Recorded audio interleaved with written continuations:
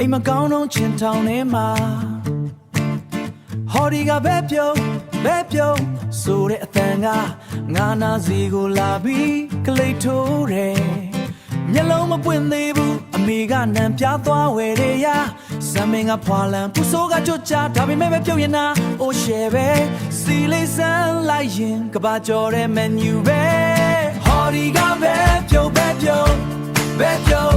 မနဲ့စောစောစီပွားရေးတက်နေပြီပဲပြုံးဒီလေးရဲ့ all that I remix ပဲဟော်ဒီကပဲပြုံး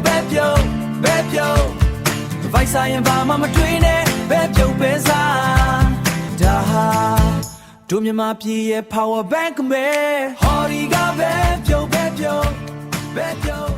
မနဲ့စောစော တချင်းလေးကိုကြိုက်ရင် like and subscribe လုပ်ဖို့မမေ့နဲ့ဘူးနော်